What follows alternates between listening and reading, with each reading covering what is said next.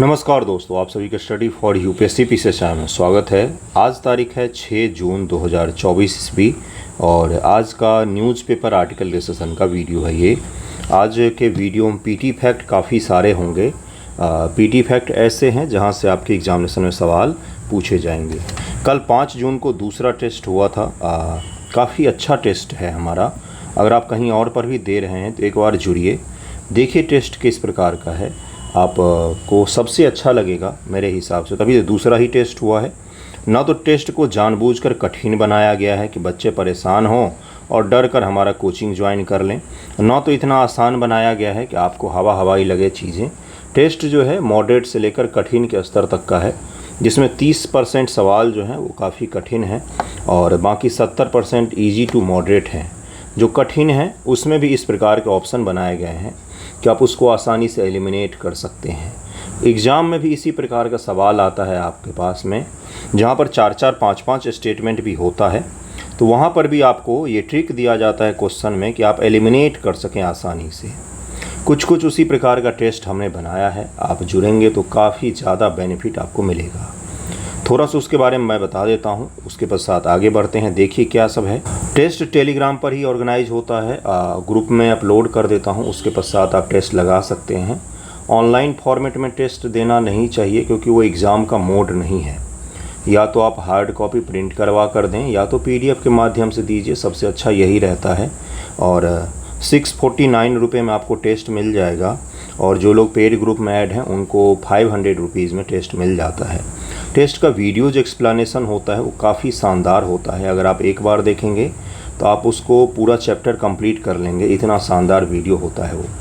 1-1.5 घंटे का वीडियो होता है, तो वो काफ़ी ज़्यादा मदद करेगा आपको। मैं लिंक दे दूंगा इसका डिस्क्रिप्शन में, ज़रूर जुड़िएगा। जुड़ने के पश्चात आपको लाभ बहुत ज़्यादा मिलने वाला है।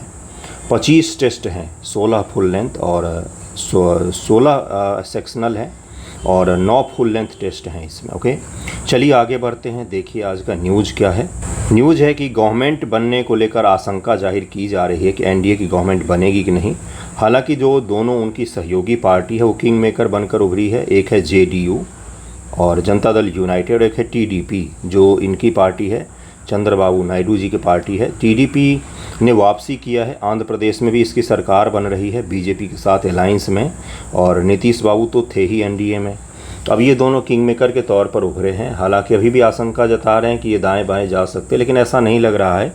NDA की सरकार बन जाएगी, भले ही 5 साल चले न चले, लेकिन वर्तमान में तो सरकार बनने जा रही है।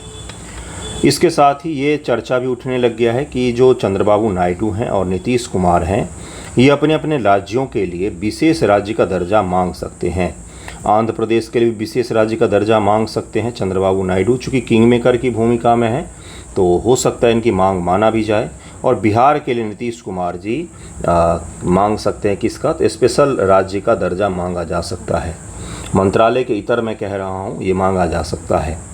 तो अगर स्पेशल राज्य की मांग की जाती है, स्पेशल राज्य से संबंधित जो प्रावधान है वो क्या क्या है बंधुओं, क्या इसका संविधान में कोई जिक्र है? संविधान में कहीं पर भी इसका जिक्र नहीं है। पहला है कि राज्य में अनुसूचित जाति जनजातियों की संख्या ज़्यादा होनी चाहिए, इंटरनेशनल बॉर्डर लगना चाहिए, उसका जो टेरेन है, उसका जो भौगोलिक कंडीशन होना चाहिए उबड़ खाबड़ और ख़राब होना चाहिए। उसके अलावा क्या है, राज्य की इकोनॉमिक स्थिति अच्छी ना हो। इस प्रकार के कुछ प्रावधान बनाए गए हैं और उसके आधार पर स्पेशल राज्य का दर्जा दिया जाता है। लेकिन आंध्र प्रदेश के साथ में क्या है कि इकोनॉमिक कंडीशन बहुत अच्छी है, उसका टेरेन भी उबड़ खाबड़ नहीं है। बिहार की इंटरनेशनल बॉर्डर लगता है, आंध्र प्रदेश का तो इंटरनेशनल बॉर्डर भी नहीं लगता है। तो ये कुछ चीज़ें ऐसी हैं जो अगर स्पेशल राज्य का दर्जा इनको दिया जाता है तो उसके पश्चात से विवाद उठ खड़ा होगा और बाकी राज्य भी स्पेशल राज्य का दर्जा मांगने लग जाएंगे। स्पेशल राज्य का दर्जा में क्या होता है, कोई भी योजना अगर केंद्र सरकार अपने स्पॉन्सर में ला रही है तो 90-10 सामान्य राज्यों के लिए होता है, 90-10 स्पेशल राज्यों के लिए होता है और सामान्य राज्यों के लिए 60 और 40 का रेशियो मुख्य रूप से होता है किसी भी योजना के फंडिंग का, कि 60 रुपया फंडिंग केंद्र सरकार करती है और 40 रुपया फंडिंग उस राज्य को करना पड़ता है नॉर्मल राज्य में, जैसे बिहार और आंध्र प्रदेश को वर्तमान में करना पड़ रहा है। लेकिन अगर इन दोनों को स्पेशल राज्य का दर्जा मिलता है तो 90% केंद्र सरकार देगी इनके किसी भी योजना के लिए और 10% ही इनको देना पड़ेगा। यानी राज्य की वित्तीय कंडीशन और भी अच्छी हो सकती है। लेकिन दूसरे राज्य जो हैं वो मांग कर सकते हैं कि हमें क्यों नहीं दिया जा रहा है। छत्तीसगढ़, उड़ीसा की कंडीशन ज़्यादा बुरी है, उनको देना चाहिए। बिहार तो एक बार को दे भी सकते हैं स्पेशल राज्य का दर्जा, क्योंकि बिहार की इकोनॉमिक कंडीशन उतनी अच्छी नहीं है। बिहार के पास प्राकृतिक संसाधन जो भी थे उसको 2000 ईस्वी में काट के अलग कर दिया गया, इस आधार पर दिया भी जा सकता है। लेकिन आंध्र प्रदेश को किस आधार पर दिया जाएगा ये अभी तक स्पष्ट नहीं है। हालांकि ये सब अभी बातें चल रही हैं, देखिए क्या होता है। अगला इसमें मुख्य रूप से पॉलिटिकल न्यूज़ ही है, और आज मुख्य रूप से एक सबसे बड़ा न्यूज़ में से एक है, वो हम लोग पढ़ेंगे। कोलंबो डायलॉग को समझेंगे कि क्या होता है ये। उसके अलावा लोकसभा में वुमेन जो रिप्रेजेंटेशन है, महिला सांसद जो हैं उनका रिप्रेजेंटेशन कम हुआ है, 2019 की तुलना में थोड़ा सा कम हो गया है। उसको हम लोग देखेंगे क्या कारण है, क्यों देखेंगे भाई, आपको लग रहा होगा क्यों देखेंगे। 69 बीपीएससी के पेपर में 69 बीपीएससी 2 दिन पहले ही मैंने निबंध लिखवाया है। 69 बीपीएससी निबंध पेपर में ये सवाल पूछ लिया गया था कि महिला सशक्तिकरण राजनीतिक परिदृश्य के हिसाब से बताइए। इसी प्रकार का कोई टॉपिक था, अभी मैं भूल रहा हूँ। तो यानी कि आप मिला सकते हैं, जाकर देखा कीजिए। जब भी मैं किसी पेपर की चर्चा करता हूँ तो उसको जाकर देखा कीजिए कोई सवाल क्या है। निबंध पेपर में राजनीतिक सशक्तिकरण से जुड़ा हुआ सवाल पूछा गया है, तो वहाँ पर अगर राजनीतिक सशक्तिकरण की हम लोग बात कर रहे हैं तो हमें तो ये देखना पड़ेगा कि लोकसभा में कितनी महिलाएं चुनकर आई हैं और क्यों उनकी संख्या कम होती। मान लीजिए आपसे मेंस एग्जामिनेशन में ही सवाल पूछता है कि हाल के लोकसभा चुनाव के दौरान ये देखा गया कि वुमेन रिप्रेजेंटेशन संसद में कम हो रहा है, इसके निहित कारण को बताइए और सरकार क्या क्या प्रयास कर रही है। तो एक तो सबसे बड़ा क्या आ जाएगा कि भाई महिला आरक्षण बिल जो लाया गया, महिला आरक्षण एक्ट बन गया है। अब तो बिल कहाँ, अब तो एक्ट बन चुका है, जिसमें क्या है कि भाई आने वाले दिनों में 2026 के पश्चात से सभी राज्यों के विधानसभा में और उसके अलावा भारत की संसद में सभी जगहों पर क्या होगा, तो महिलाओं का 33% रिप्रेजेंटेशन सिक्योर किया जाएगा। 33% सीटें उनके लिए रिजर्व की जाएंगी। कभी तो 33% बहुत दूर हमें दिख रहा है, यहाँ तो हम 20% भी नहीं पहुँचे हैं। उसको ज़रा देखते हैं हम लोग, फिर उसके बाद साथ आगे बढ़ेंगे। देखिए क्या है वो न्यूज़। अगर आप 71 बीपीएससी के लिए आंसर राइटिंग वगैरह करना चाहते हैं तो ज़रूर जुड़िएगा, काफ़ी अच्छा रहेगा। काफ़ी सारे बच्चे जुड़ चुके हैं ऑलरेडी। इसमें एनसीईआरटी का भी आंसर राइटिंग चल रहा है, इसके पश्चात GS1, GS2 और सैटरडे को निबंध देता हूँ मैं। तो 71 बीपीएससी के लिए काफ़ी हद तक मदद करेगा। 70 बीपीएससी के लिए अभी आंसर राइटिंग GS2 ही चल रहा है, लेकिन मुझे नहीं समझ में आता है कि अभी आप लिखेंगे कब। अभी तो पीटी की तैयारी में लगना है, पीटी के पश्चात 70 बीपीएससी के लिए अलग से शुरू कर लेंगे हम लोग आंसर राइटिंग। 71 के लिए जुड़ना हो तो बताइएगा, नीचे लिंक दे दूंगा मैं डिस्क्रिप्शन में, मुझे मैसेज कर लीजिएगा। यहाँ पर व्हाट्सएप वगैरह भी है, टेलीग्राम है, आप मैसेज करेंगे आपको ऐड कर दूंगा। देखिए क्या है वो न्यूज़ जो महिला रिप्रेजेंटेशन को लेकर आया है और उसमें चिंता व्यक्त की जा रही है। 1951 ईस्वी में जब पहला संसद का निर्वाचन हुआ था, उसके पश्चात कितनी महिलाएं सांसद बनी थीं, उसको भी हम लोग देखेंगे। क्या कारण है कि महिला सांसदों की संख्या कम हो जाती है, उसका निवारण क्या क्या हो सकता है। कुछ तो मैं बताऊंगा, कुछ आपको सोचना पड़ेगा कि क्या हो सकता है। ओके, देखिए यहाँ पर क्या बताया गया है कि slight dip in number of womens in Lok Sabha. 33% quota जो हमने सोचा हुआ है उससे तो बहुत ही दूर हैं। अगर पार्टी वाइज हम लोग देखेंगे रिप्रेजेंटेशन, ज़रा ध्यान रखिएगा इन आंकड़ों को, पार्टी पॉलिटिक्स में मत जाइएगा, बस आंकड़ों को ध्यान में रखिएगा किस पार्टी से कितनी महिलाएं चुनकर आई हैं। जिस पार्टी को सबसे ज़्यादा सीटें मिली हैं उनसे 31 महिलाएं हैं, बीजेपी भारतीय जनता पार्टी से। कांग्रेस में 13 महिलाएं चुनकर आई हैं, टीएमसी से 11 महिलाएं चुन के आई हैं। लेकिन आपको ये समझना पड़ेगा कि टीएमसी को कम सीटें ही मिली हैं, बंगाल में जीती है, उसमें से भी 11 महिलाएं चुनकर आई हैं। तो यानी कि परसेंटेज वाइज से देखेंगे तो काफ़ी बड़ा हिस्सा बंगाल में टीएमसी महिलाओं को जो इलेक्शन में खड़ा करने के लिए, आगे बढ़ाने के लिए उनको टिकट देने के मामले में टीएमसी का रिकॉर्ड अच्छा रहा है। बंगाल में थोड़ा सा रहा है इन चीज़ों का। समाजवादी पार्टी से 5 हैं, डीएमके से 3 हैं, जेडीयू से 2 हैं, एलजेपीआरबी से 2 हैं, अदर्स में 7 महिलाएं चुनकर आई हैं। ये तो पार्टी वाइज कोटा हो गया। अगर आप ध्यानपूर्वक देखेंगे, एक ट्रेंड को याद रखिए। आपसे ये पूछा जा सकता है पीटी एग्जामिनेशन में, ध्यान से मेरी बातों को सुनिएगा, कि 1951 के पश्चात से भारत में महिला रिप्रेजेंटेशन लगातार बढ़ता रहा है, लगातार कहाँ बढ़ा है, ये तो बढ़ रहा है, कम हो रहा है, बढ़ रहा है, कम हो रहा है, लगातार नहीं बढ़ा है। पहला स्टेटमेंट गलत हो गया। आपसे ये पूछा जाएगा कि 2000 के दशक में महिला रिप्रेजेंटेशन लगातार बढ़ता रहा है। तो देखिए 1999 में 9.02 था, फिर कम हो गया, फिर ज़्यादा, फिर ज़्यादा, फिर ज़्यादा, फिर कम हो गया। तो यानी कि 2000 ईस्वी के पश्चात भी अगर आप देखेंगे तो कंटिन्यूअस नहीं बढ़ रहा है, लगातार शब्द अगर आपके ऑप्शन में दिखता है। अब एक एलिमिनेशन का टेक्निक बताता हूँ एलिमिनेशन का, जहाँ पर आपको दिखे कि लगातार गरीबी कम हो रही है, पिछले दशक में लगातार ही अमीरी बढ़ रही है। इस प्रकार का लगातार जैसे शब्द जहाँ पर आते हैं, जनरली वो स्टेटमेंट जो है वो अगर एक एक्सेप्शन मिल गया तो वो गलत हो जाते हैं। यानी कि आप देख सकते हैं यहाँ से यहाँ तक 2000 से 2024 तक आएंगे तो 2 बार ऐसे हुआ है जो कम हो गया है पिछले वर्ष की तुलना में। तो इसके कारण से लगातार वाला जो कॉन्सेप्ट है यहाँ पर ये गलत हो जाएगा जो मैं समझा रहा हूँ। यकीन मानिए इस प्रकार के स्टेटमेंट पूछे जाते हैं यूपीएससी में भी और बीपीएससी में भी, तो आप इसको ध्यान में रखेंगे कि क्या है।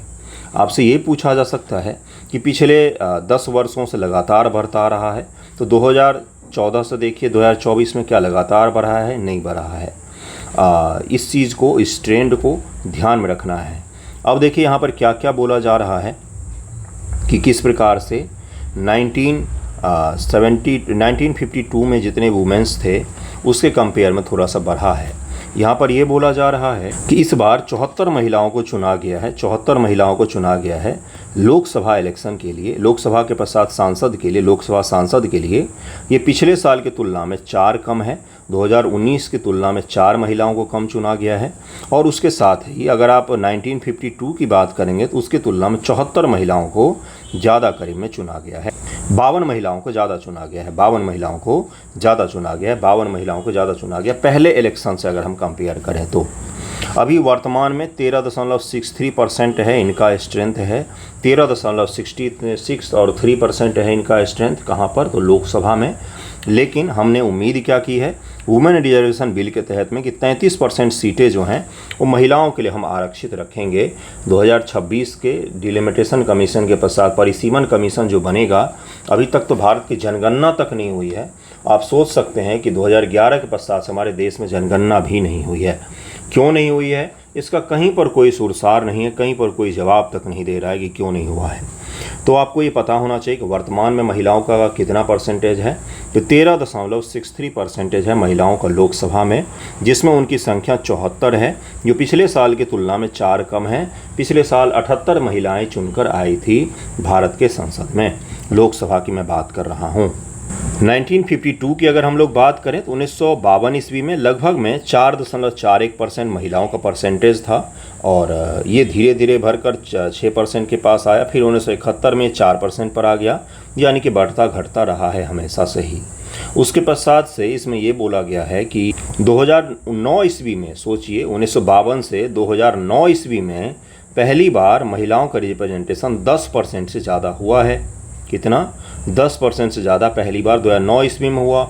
ये और भी ज़्यादा कब बढ़ गया? तो 2019 ईस्वी में ये बढ़कर 14.36% तक पहुंच गया और वर्तमान में फिर से घट गया है, 13.63% पर ये आ गया है। उसके पश्चात से 46% एमपी साउथ अफ्रीका में महिलाएं हैं, 35% यूके में और 29% यूएस में जो महिला रिप्रेजेंटेटिव है। कहाँ पर? तो लोकसभा में है। इन सभी देशों की तुलना में हमारा जो देश है लोकतांत्रिक दृष्टि से बहुत ही बड़ा देश है, दुनिया का सबसे बड़ा देश है लोकतांत्रिक दृष्टिकोण से, लेकिन अपने यहाँ पर वुमेन रिप्रेजेंटेशन जो है वो कम है। इस ट्रेंड को ध्यान में रखिएगा, समझ लीजिएगा इस पॉइंट को, ये आपसे पूछा जा सकता है। इसके कारणों को ज़रा पढ़ लीजिए, देखिए इसका कारण क्या है और इसका समाधान क्या हो सकता है, क्योंकि कारण और समाधान पर आधारित सवाल आपसे पूछा जाता है। देखिए इसके कुछ कारण आप भी सोच सकते हैं, कुछ कारण मैं आपको बता देता हूँ। देखिए संसद में महिलाओं का प्रतिनिधित्व क्या है भाई? अंतर संसदीय संघ, इंटर पार्लियामेंट्री यूनियन, IPU, जिसका भारत भी एक सदस्य है, द्वारा संकलित आंकड़ों के अनुसार विश्व भर में महिलाएं लोकसभा के कुल सदस्यों का 14.44% का प्रतिनिधित्व करती हैं। अगर वर्ल्ड लेवल पर हम लोग देखेंगे तो जो भी लोकतांत्रिक देश है वहाँ पर 14.44% महिलाओं का योगदान देखा गया है। भारत में सभी राज्य विधानसभाओं को एक साथ देखें तो महिला सदस्यों विधायकों की स्थिति और भी बदतर है, जहाँ राष्ट्रीय औसत का मात्र 9% ही है। अगर हम केंद्रीय राज्यों के विधानसभाओं को मिला लें तो ये राष्ट्रीय औसत से और भी कम 9% पर आके गिर जाती हैं।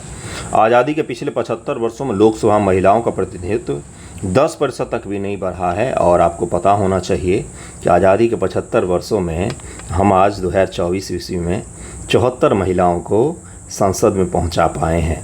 क्या हम एक समाज के तौर पर सही हैं? क्या किस दृष्टिकोण से हम सही हैं? आज़ादी के 75 वर्ष और संसद में महिलाएं चुनकर आई हैं 74। वाह! चलिए आगे बढ़ते हैं, देखिए वह क्या है। चुनावी प्रतिनिधित्व के मामले में भारत अंतर संसदीय संघ की संसद में महिला प्रतिनिधियों की संख्या के मामले में वैश्विक रैंकिंग में कई स्थान नीचे आ गया है, जिसमें 2014 के 117वें स्थान से गिरकर 2020 तक 143वें स्थान पर हम आ गए थे महिला रिप्रेजेंटेटिव के मामले में। भारत वर्तमान में पाकिस्तान में 106 महिलाएं, बांग्लादेश 98, नेपाल 43 से पीछे है, श्रीलंका 82 से आगे है। मतलब कि रैंकिंग है, ये रैंकिंग है, महिलाओं की संख्या नहीं, ये रैंकिंग है। हम किन किन देशों से पीछे हैं और किन से आगे हैं उसके बारे में। हमारे यहाँ पर अब 4 और कम हो गया है। ओके, कम प्रतिनिधित्व का कारण क्या है? कारण क्या क्या हो सकता है? ज़रा सोचिएगा कि इसका कारण क्या हो सकता है। पहला कारण, दूसरा कारण, सोचिएगा कि क्या क्या कारण हो सकता है। पंचायत वेब सीरीज़ आपने देखी होगी तो आपको कारण पता चला होगा। पंचायत पति वाला है ना, तो वो भी एक कारण होता है। लिंग संबंधी रूढ़िवादिता है। पारंपरिक रूप से घरेलू गतिविधियों के प्रबंधन की भूमिका महिलाओं को सौंपी गई है। महिलाओं को उनकी रूढ़िवादी भूमिकाओं से बाहर निकलने, देश के निर्णय निर्माण प्रक्रिया में भाग लें तो प्रोत्साहित किया जाना चाहिए। जो रूढ़िवादिता है, सामाजिक स्तर पर रूढ़िवादिता, वो सबसे बड़ी भूमिका इसमें अदा करता है। एक तो उनको टिकट नहीं मिलता, टिकट मिलता है तो उनके पति के कारण से उनको मिलता है। ये बहुत बड़ा फैक्ट है जिसको स्वीकारना पड़ता है। और अगर टिकट मिल भी जाता है तो लोग मानते हैं कि वो अच्छे प्रशासक नहीं होंगे, इसलिए उनको लोग इलेक्ट नहीं करते हैं। कमज़ोर प्रशासक का एक दर्जा पहले से ही, चुनाव से पहले से ही उन पर चस्पा कर दिया जाता है। प्रतिस्पर्धा, राजनीति किसी भी अन्य क्षेत्र की तरह प्रतिस्पर्धा का क्षेत्र है। अंततः महिला राजनेता भी प्रतिस्पर्धी ही मानी जाती हैं। कई राजनेताओं को भय है कि महिला आरक्षण लागू किए जाने पर उनकी सीटें बारी बारी से महिला उम्मीदवारों के लिए आरक्षित की जा सकती हैं, जिससे स्वयं अपनी सीटों से चुनाव लड़ सकने का अवसर भी गंवा सकते हैं। राजनीतिक शिक्षा का अभाव है, ऐसा माना जाता है। वैसे मुझे तो नहीं लगता ऐसा कि राजनीतिक शिक्षा का महिलाओं में अभाव है। सबसे बड़ा अभाव है वो है अपॉर्चुनिटी का, उनको मौका नहीं मिलता है। शिक्षा महिलाओं की सामाजिक गतिशीलता को प्रभावित करती है। शैक्षणिक संस्थान में प्रदान की जाने वाली औपचारिक शिक्षा नेतृत्व के अवसर पैदा करती हैं, नेतृत्व को आवश्यक कौशल प्रदान करती हैं। राजनीतिक समझ कमी होने के कारण से अपने मूल अधिकारों, राजनीतिक अधिकारों से अवगत नहीं हो पाती है। जो मास वुमेन है, जो मास वुमेन की मैं बात कर रहा हूँ, केवल शहरों के वुमेन देखकर वुमेन का अंदाज़ा मत लगाइए, वो बहुत कम मात्रा में है। जो मास वुमेन है, जो ग्रामीण इलाके या छोटे शहरों इलाके हैं, उनके पास अपना प्रतिनिधित्व और आवाज़ नहीं है अभी भी। कार्य और परिवार और कार्य से फुर्सत मिले तब तो करें, है ना। राजनीतिक नेटवर्क का अभाव है। सामान्य तौर पर यह देखा गया है कि राजनीतिक निर्णय निर्माण में पारदर्शिता की कमी है और लोकतांत्रिक आंतरिक प्रक्रियाएं सभी नए प्रवेशकों के लिए चुनौती पेश करती हैं, लेकिन महिलाएं इससे विशेष रूप से प्रभावित होती है क्योंकि उनके पास में राजनीतिक नेटवर्क की कमी होती है। संसाधनों की अल्पता है भारत में, और ना तो उनका फाइनेंशियल रूप से इंडिपेंडेंट होती हैं, और अगर होती भी हैं तो भी उनके पास में सामाजिक रूढ़िवादिता से लड़ने का संसाधन नहीं होता है। सामाजिक शर्तें होती हैं, उन्हें अपने ऊपर अधिरोपित हुक्मों को स्वीकार करना होगा, समाज का भार उठाना होगा। सार्वजनिक दृष्टिकोण न केवल यह निर्धारित करता है कि आम चुनाव में कितनी महिला उम्मीदवार विजयी होती हैं, बल्कि यह भी प्रभावित करती है कि प्रत्यक्ष और अप्रत्यक्ष रूप से कितनी महिला उम्मीदवारों को कार्यालय के लिए उचित माना और नामांकित किया जाता है। और मैत्रीपूर्ण वातावरण होता है। महिलाओं के लिए वातावरण तो राजनीति में बिल्कुल नहीं होता है। अपराधीकरण, भ्रष्टाचार, असुरक्षा, इन सभी चीज़ों के कारण से कई बार वो खुद ही कतराती हैं कि चुनाव में पार्टिसिपेट नहीं किया जाना चाहिए। ये कुछ आपको कारण बताया है मैंने। समाधान क्या क्या हो सकता है? सबसे पहला समाधान क्या हो सकता है? सबसे पहला समान हो सकता है समाधान शिक्षा। दूसरा क्या हो सकता है? जन जागरूकता होना चाहिए। तीसरा क्या हो सकता है? महिला आरक्षण को जल्द से जल्द लागू करना चाहिए संसदों में, जो शुरू किया गया है। चौथा क्या हो सकता है? पार्टियों को अपने स्तर से बिना महिला आरक्षण लाना जरूरी थोड़ी था। अगर पार्टी खुद चाहती तो भी 33% 34% जितवा सकती हैं भाई। जो भी सिक्योर सीट है वहाँ से महिलाओं को दे दो, पुरुषों को दे दो कि आप जाके फाइट कीजिए कहीं और से, अगर आप वाकई महिलाओं को पहुँचाना चाहते हैं तो। नहीं, हारने वाले सीट महिलाओं को देते हो, बोलते हो हमने सीट दी तो थी, हार गए तो हम क्या करें। ये भी एक देखा जाता है। पांचवा क्या हो सकता है? महिलाओं को राजनीतिक शिक्षा देना कि भाई कॉलेज स्तर पर उनका रिप्रेजेंटेशन बढ़ाना, यूनिवर्सिटी इलेक्शन में उनके पार्टिसिपेशन को बढ़ाना, जिससे वो आगे बढ़ सके। इन्हीं सब क्षेत्रों से तो महिलाएं आती हैं आगे, या कोई भी नेता बनकर आता है स्टूडेंट यूनियन, मजदूर यूनियन, इन सभी में भी उनका प्रतिनिधित्व बढ़ाना चाहिए। ये कुछ इसका समाधान हो सकता है। और कुछ समाधान हो तो भी आप लिख सकते हैं। नेक्स्ट टॉपिक पर चलते हैं। कोलंबो प्रक्रिया हाल में बहुत ज़्यादा चर्चा में है, इसके बारे में देखते हैं कि क्या है ये प्रक्रिया, उसके पश्चात से आगे बढ़ेंगे। वर्ष 2003 में कोलंबो प्रक्रिया की स्थापना के बाद भारत हाल ही में पहली बार इस क्षेत्रीय समूह का अध्यक्ष बना है। किसका?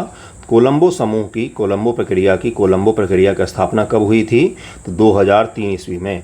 हाल ही में भारत इस क्षेत्र का समूह का अध्यक्ष बना है और 24 से 26 की अवधि के लिए इस समूह का नेतृत्व भारत करने जा रहा है। तो कोलंबो प्रक्रिया है क्या भाई?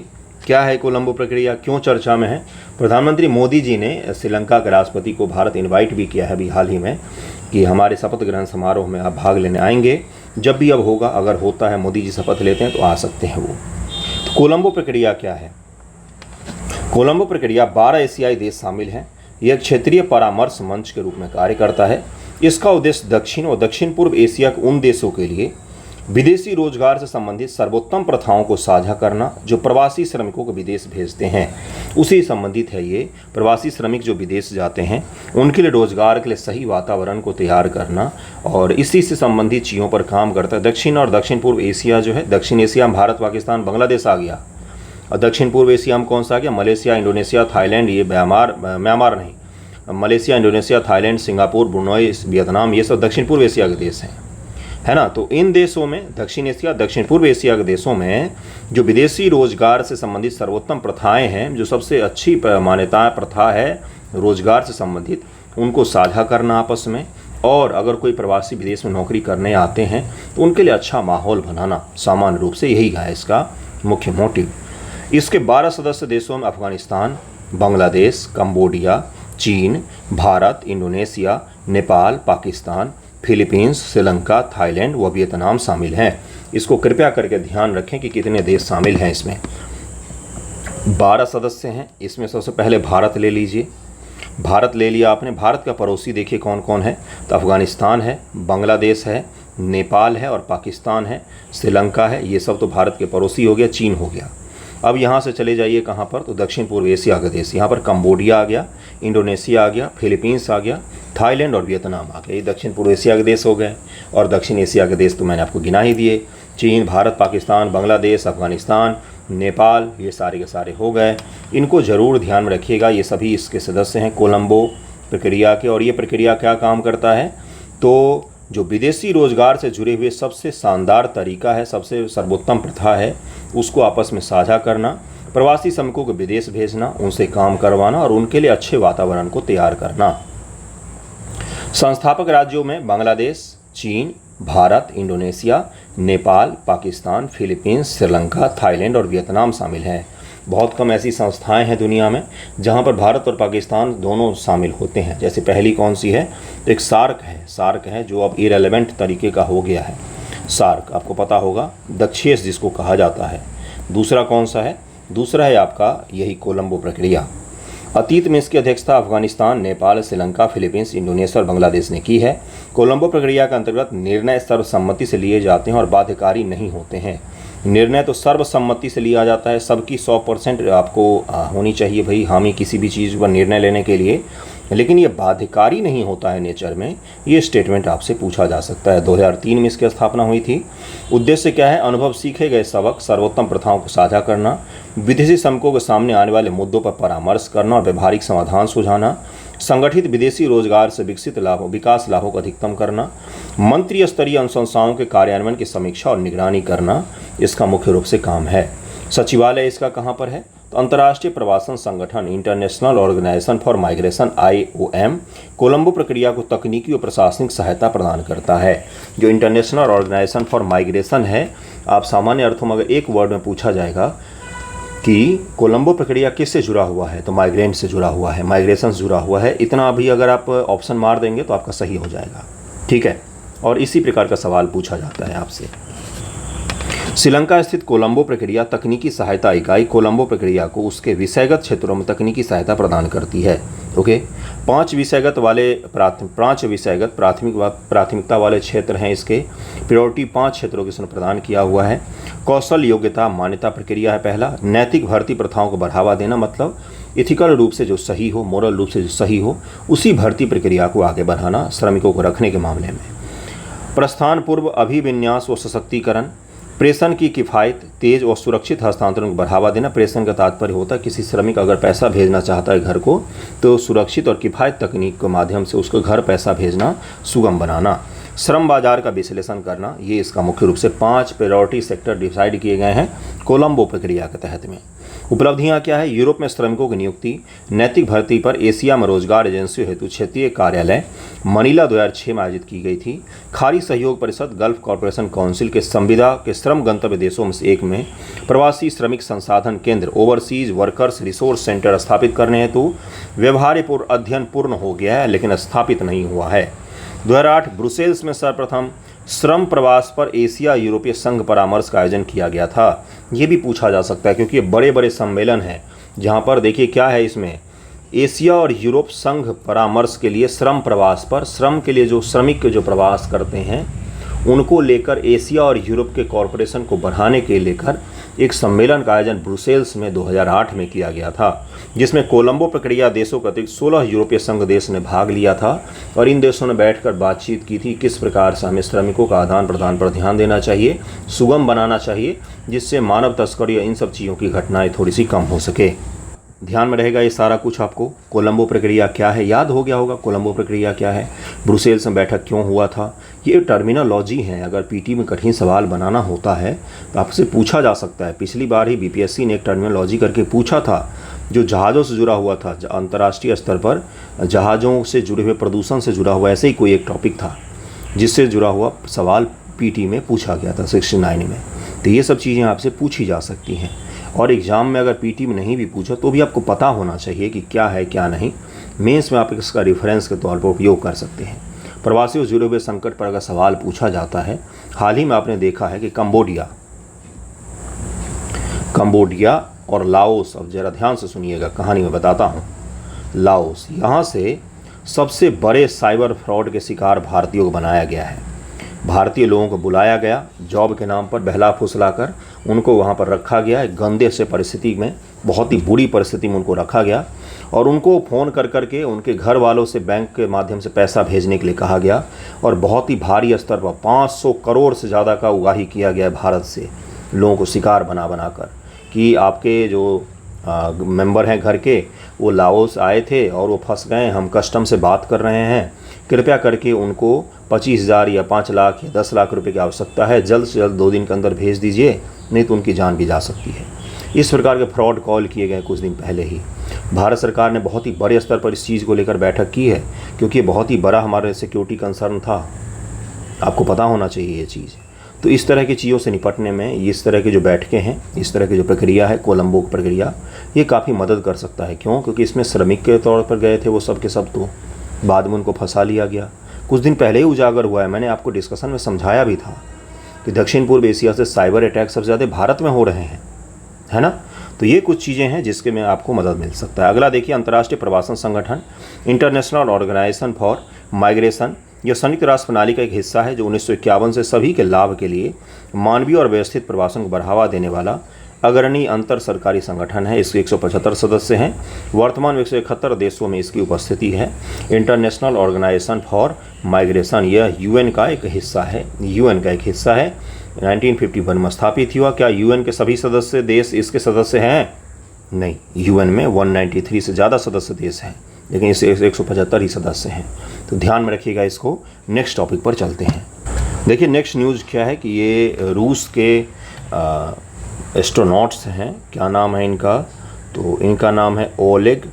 देखिए इनका रसियन नाम है तो बड़ा ही अटपटा सा है, ओलेग कोनोनेंको इनका नाम है और ये 1000 दिन तक इन्होंने स्पेस में बिताया है और ये बिताने वाले ये सबसे पहले भारतीय बन गए, फर्स्ट पर्सन टू, पहले इंसान बन गए हैं, first person to spend 1000 days in space. Russian space agency Roscosmos के ये एस्ट्रोनॉट्स हैं जो 1000 दिन तक स्पेस में रहे हैं। क्या नाम है इनका? ओलेग कोनोनेंको नाम है। इसके बारे में आपसे पूछा जा सकता है और 5 बार इन्होंने यात्रा की स्पेस स्टेशन की और वहाँ पर इन्होंने 1000 दिन बिताया है। तो ये पीटी फैक्ट हो गया। इनके बारे में निस्संदेह आपसे पीटी में पूछा जा सकता है कि हाल ही में 1000 दिन तक स्पेस में रहने का रिकॉर्ड कायम करने वाले व्यक्ति का क्या नाम है? किस देश से वो बिलोंग करते हैं। ओके, नेक्स्ट पर चलिए। एक ग्लोबल प्रोजेक्ट है जिसका नाम क्या है, पेंट्स। ये बड़ा ही अद्भुत सा प्रोजेक्ट है। इसके तहत क्या किया जाता है कि छोटे छोटे पॉल्यूशन सेंसर का उपयोग किया जाता है। पॉल्यूशन सेंसर का उपयोग किया जाता है, लाइट्स का उपयोग किया जाता है, कलरफुल लाइट्स का उपयोग किया जाता है, और ये दिखाया जाता है कि कोई जगह कितना ज़्यादा पॉल्यूटेड है, कोई जगह पर कितना ज़्यादा पॉल्यूशन है और कोई जगह पर कितना कम पॉल्यूशन है। इसको कलर के माध्यम से, पिक्चर के माध्यम से शो किया जाता है। जैसे पॉल्यूशन आपको दिखता नहीं है कि आपके आस पड़ोस से कितनी गैसों का एमिशन हो रहा है, ये चीज़ आपको दिखता नहीं है। तो ये जो एक छोटी सी संस्था है ये यही करती है। इसने दुनिया का अलग अलग देशों में किया है, जैसे इथियोपिया, भारत और भी कुछ देशों में किया है। इसने क्या किया है कि ये कंपेयर करके रंगों के माध्यम से आपको अपने आस पड़ोस के पॉल्यूशन को दिखाने की कोशिश करती है। जो इनविजिबल पॉल्यूशन है आपके इर्द गिर्द, उसको विजिबल बनाकर लोगों को अवेयर करने का काम करती है कि किस प्रकार से शहरी क्षेत्रों में अधिक पॉल्यूशन है और ग्रामीण क्षेत्रों में कम पॉल्यूशन है। इसी के दौरान इसने क्या किया, तो दिल्ली का एक प्लेग्राउंड ले लिया जहाँ पर बच्चे खेलते हैं, और एक पालमपुर का प्लेग्राउंड ले लिया विलेज एरिया का, और उन दोनों प्लेग्राउंड की कंपेयर कर दिया। पालमपुर की कहानी तो पढ़ा होगा आपको, इकोनॉमिक्स अगर पढ़ा होगा तो पालमपुर का ले लिया एक इन्होंने प्लेग्राउंड, और एक दिल्ली का कोई प्लेग्राउंड ले लिया। उसके पश्चात से उनका कलर के माध्यम से वहाँ के पॉल्यूशन को दिखाने की कोशिश की, तो पता चला कि 4 गुना ज़्यादा पॉल्यूशन दिल्ली के किसी प्लेग्राउंड में जहाँ पर बच्चे खेलते हैं वहाँ पर देखा जाता है। अगर पॉल्यूशन में बच्चे खेलेंगे तो वो स्वस्थ तो नहीं रहेंगे, जबकि पालमपुर में उसके कंपेयर में 4 गुना कम पॉल्यूशन देखा गया। तो जब आपको पॉल्यूशन दिखने लग जाए आस पड़ोस में कलर के माध्यम से, मान लीजिए आपको दिखने लग जाए, तो क्या होगा, आप उस पर ज़्यादा चिंतित होंगे, ज़्यादा विचार करेंगे। अगर आपको कार्बन डाइऑक्साइड गैस का उत्सर्जन दिखने लग जाए तो यकीन मानिए झट से उसको कम करने पर लोग काम करने लग जाएंगे। तो ये एक शानदार तरीका है लोगों को अवेयर करने का। किन किन देशों में किया जा रहा है, तो ये इंडिया, इथियोपिया और यूके में इस तरह की चीज़ों को बढ़ावा दिया गया और इस पर डिबेट भी शुरू हो गया है। कम्युनिटी लेवल पर बातचीत शुरू हो गई, भाई किस प्रकार से कम किया जा सकता है।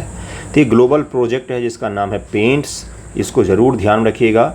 Evidence of air pollution in India, इसको ध्यान रखिएगा। इसमें किसके माध्यम से, तो कलरफुल लाइट्स और पॉल्यूशन सेंसर के माध्यम से आपके इर्द गिर्द में पॉल्यूशन को दिखाने की कोशिश की जाती है। ज़रूर ध्यान रखिएगा। आप इसको यूज भी कर सकते हैं कि कंट्रोल अगर करना हमें पॉल्यूशन को, तो लोगों को दिखाना पड़ेगा कि देखिए पॉल्यूशन कितना ज़्यादा है।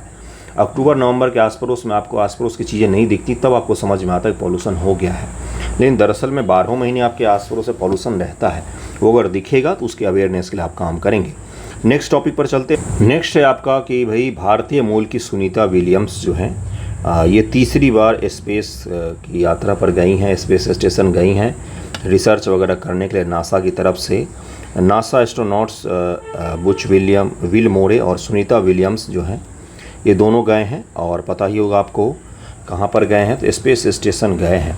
फ्लोरिडा के जो लॉन्चिंग पैड है वहाँ से लॉन्च किया गया है। इनके बारे में ध्यान रखिएगा। सुनीता विलियम्स भारतीय मूल की एस्ट्रोनॉट्स हैं जो इससे पहले भी 2 बार अंतरिक्ष में अपना समय व्यतीत कर चुकी हैं। इनके बारे में छोटा सा पूछा जा सकता है। आप मुझे ये बताइएगा कि इससे पहले ये कब गई थे, आप मुझे ये बताइएगा कि इससे पहले ये कब कब गई हैं, ज़रा सर्च कर लीजिएगा। आज के पेपर में न्यूज़ कम था तो यहीं पर वीडियो को एंड करते हैं। कैसा लगा है वीडियो ज़रूर बताइएगा। थैंक यू सो मच आप सभी का वीडियो देखने के लिए।